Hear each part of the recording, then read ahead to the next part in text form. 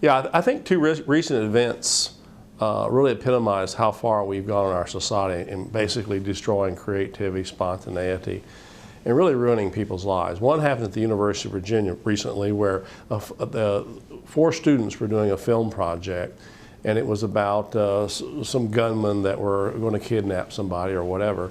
And one of the students had a plastic BB gun. It didn't even have a trigger that worked or anything. And some of the students got frightened. The police were called. That student was arrested. And several days later, the other 3 students in the film project for the school were arrested, including the director. Now they could face jail time, fines. They're going to be disciplined by the university. This is all for a school project that they were told to do, essentially. The second instance is with a young man who just graduated from high school, wanted to be a Marine, and in his last year of school in English class, he wrote an essay. He was asked to write the essay, something scary and far out, and he did. It had some profane language in it, and it talked about killing some people and whatever. When that was referred to the police, they called the police after he was told to do the essay. The Marines found out, and now he's been booted out of the Marines. He can't ever be a Marine. That was his dream. So we've come to a point in our society where innocent people are up against not only regular governmental authorities, but the police. They're being arrested.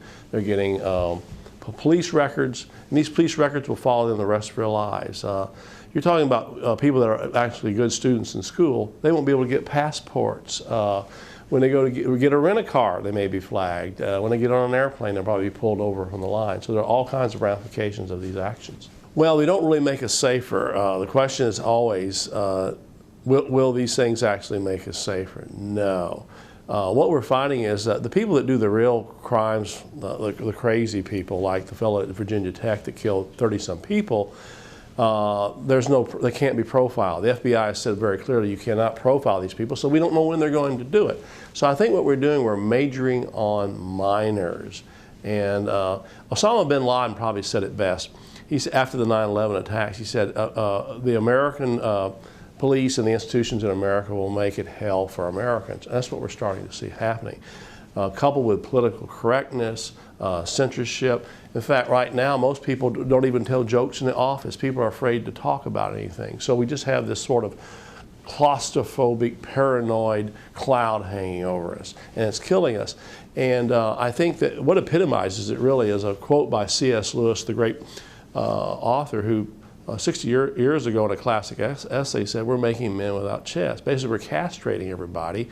They're afraid to talk. There's no creativity. There's no spontaneity. And then we send them out into the field and say, be fruitful, and they can't be. So another parallel I think that's very, very important is that Alexander Solzhenitsyn, the great Russian expatriate of the 1980s, said that in the Soviet Union, when several KGB agents would go into a building of 1,000 people and arrest one person, people hid behind their doors and listened at the keyholes, afraid to act. He said all they had to do was come out, and they could throw these police out into the streets and say, get out, and they'd have to leave. But people were afraid to act, and that's exactly what we're creating today. We're creating not only a monster of a government, but we're creating a very fearful people, a nation of sheep.